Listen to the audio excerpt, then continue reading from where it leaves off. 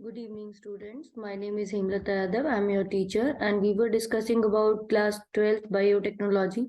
And in that, we were doing the chapter plant tissue culture, and I have discussed the introduction of that chapter with you, and the types of the nutrient medium, and we have also studied about the steps of the nutrient medium, type of the type of the plant tissue culture. We have studied that.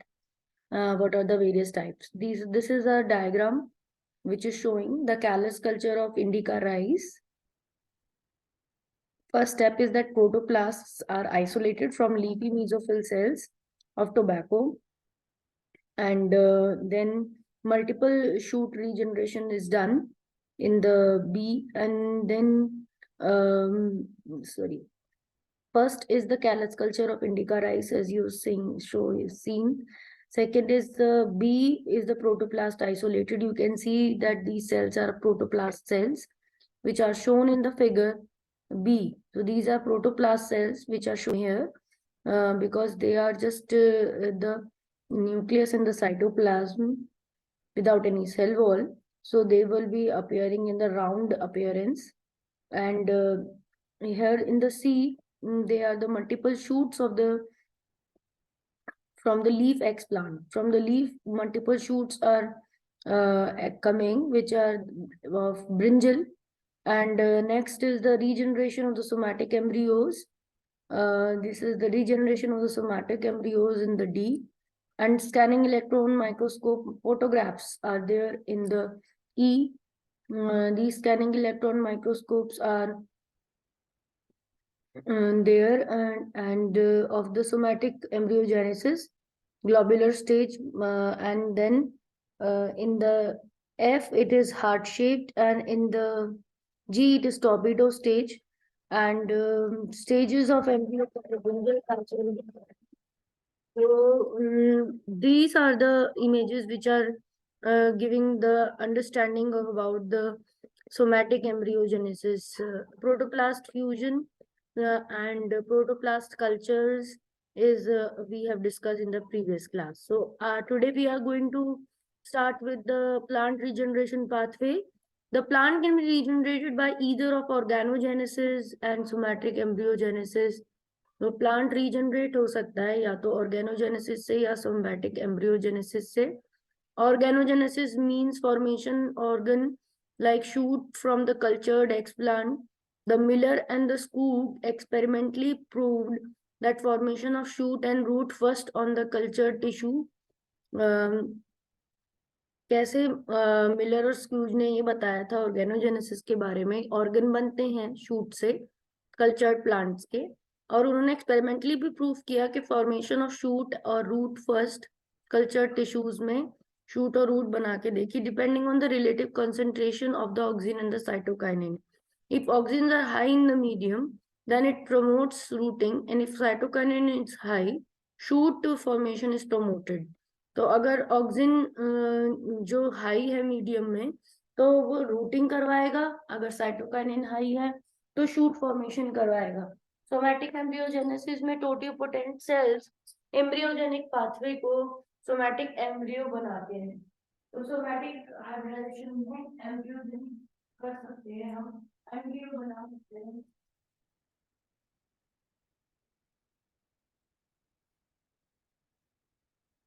यहाँ पर हम ये देख सकते हैं कि pathway दे रखा है. या भी अभी जो हमने स्टार्टिंग में जो डायग्राम डिस्कस किया था वो सोमैटिक एम्ब्रियोजेनेसिस का ही डायग्राम डिस्कस किया था. अब दोबारा से भी आप देख सकते हो कि कंप्लीट प्लांट बन जाते हैं सोमैटिक एम्ब्रियो से, रीजनरेट हो जाते हैं. स्टीवर्ड ने फर्स्ट टाइम ये किया था, स्टीवर्ड और रेनहार्ट ने 1959 में. उन्होंने इंडिपेंडेंटली रिपोर्ट किया सोमैटिक एम्ब्रियोजेनेसिस का कैरेट कल्चर्स से, कि कैरेट की कल्चर्स में इंडिपेंडेंटली एम्ब्रियो बन गए कैलस कल्चर करके. अब application of cell and tissue culture, tissue और सेल कल्चर का एप्लीकेशन क्या होता है? The plant cell culture offers many potential application in agriculture and health care. Plant tissue culture के बहुत सारे पोटेंशियल एप्लीकेशन है एग्रीकल्चर में, हेल्थ केयर में. सम इम्पोर्टेंट एप्लीकेशन है प्लांट टिश्यू कल्चर के। प्रोपोगेशन, माइक्रो प्रोपोगेशन, पहला एप्लीकेशन है micro propagation. So micropropagation is the vegetative propagation of plants and is of considerable importance in agriculture, horticulture, and forestry, as it provides the multiplication of uniform material from crop planting clones. Traditionally, it is done by using cuttings, budding, grafting, corns, tuber, and other vegetative propagules. The main problem with this method is that it is labor intensive, low productivity, and seasonal. Thus, tissue culture method of the plant propagation, known as micropropagation, can be used to overcome the problem mentioned above. तो tissue culture का जो method है plant propagation का, वो micro propagation भी कहलाता है, और वो यूज कर सकते हैं हम प्रॉब्लम्स को ओवरकम करने के लिए। दिस टेक्निक, क्योंकि जब हम इस वेजिटेटिव प्रोपगेशन करते हैं तो बहुत ज्यादा लेबर इंटेंसिव काम होता है, बहुत सारे फार्मर्स और लोगों को वेजिटेटिव प्रोपगेशन करना पड़ता है। आपको पता है, कोई स्टेम कटिंग के थ्रू करता है, कोई रूट्स, कुछ रूट्स जैसे कि अंडरग्राउंड रूट्स है प्लांट की, जैसे जिंजर, ये क्या करते हैं, इनमें बर्ड्स निकलने लगती हैं। तो प्लांट के वेजिटेटिव प्रोपोगेशन से बहुत टाइम लगता है नए प्लांट बनने में, जबकि माइक्रो प्रोपोगेशन करते हैं जब टिश्यू कल्चर से, तो माइक्रो प्रोपोगेशन इस प्रॉब्लम को, टाइम टेकिंग प्रॉब्लम को सही कर देता है। अब कम टाइम लगता है और आराम से नए पौधे बन जाते हैं। And this technique utilises culture and of apical shoot, axillary bud and meristems on the suitable media. इस टेक्निक में एपिकल शूट को या एक्सिलरी बड को ले लिया जाता है और उसे सूटेबल न्यूट्रिएंट मीडिया में ग्रो कराया जाता है। Has been adopted for commercialisation of important plants such as banana, apple, pear, strawberry, cardamom. Many ornamental orchids and other plants, there are 4 defined steps in micropropagation method. These are initiation of culture from an explant like shoot tip on a suitable medium.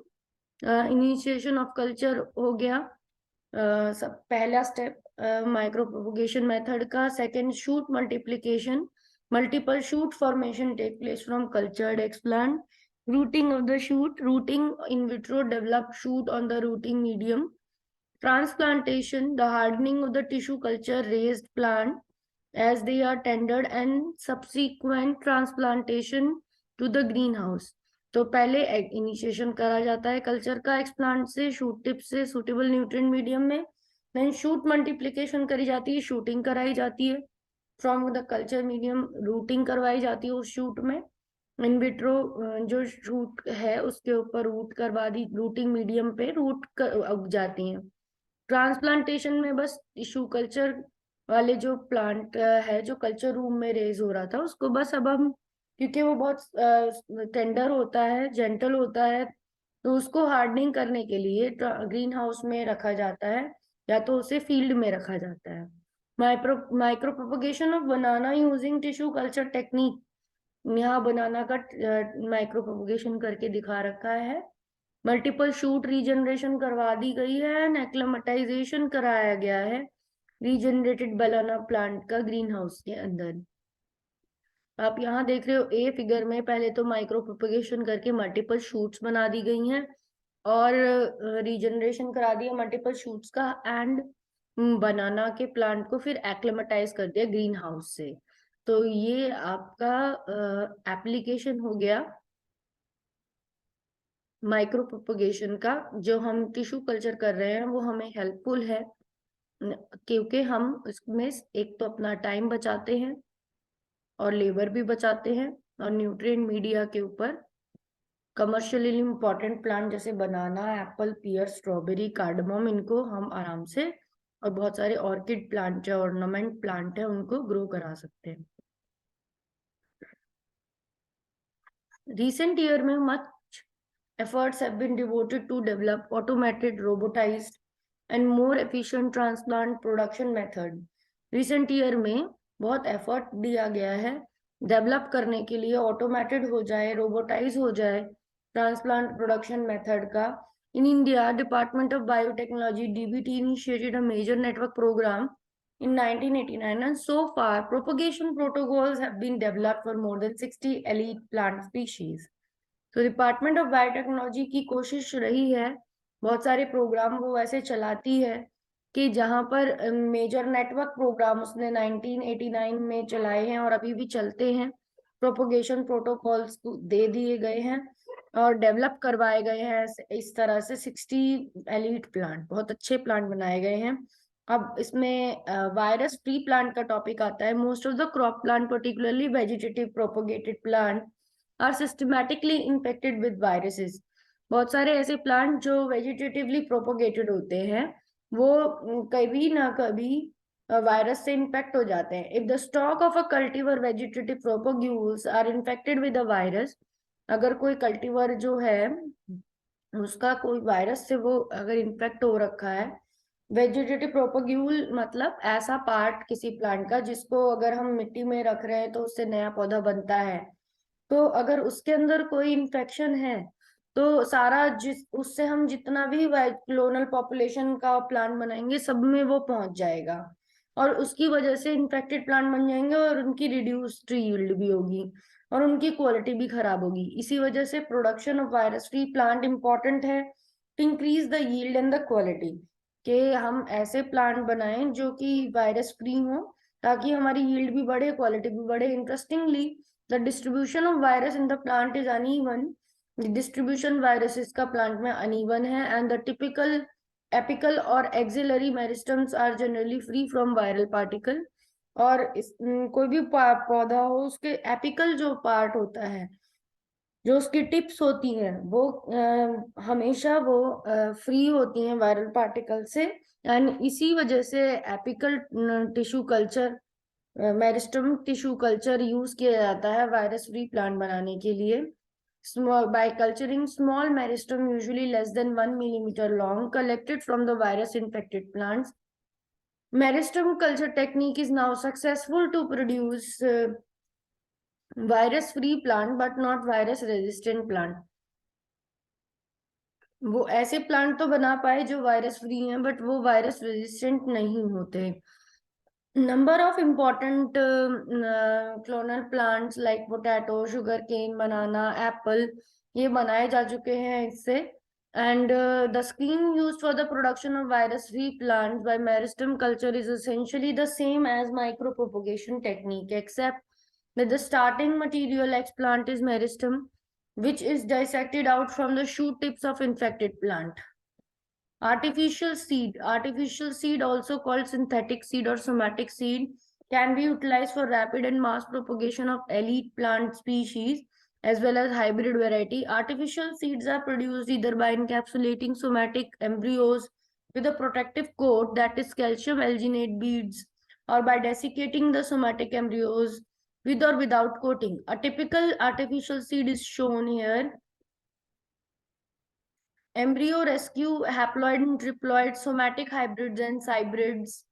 These are also some of the development of the plant tissue cultures about which we will be studying in our next video. So today we have discussed the two topics that are micropropagation and developing the virus-free plants. So, and also the steps of the micropropagation, their benefits, these things we have discussed in this video. I hope you have understood the video. So if you like the video, then share and subscribe my channel and share the video with your friends. Thank you for patiently listening, and happy learning to everyone.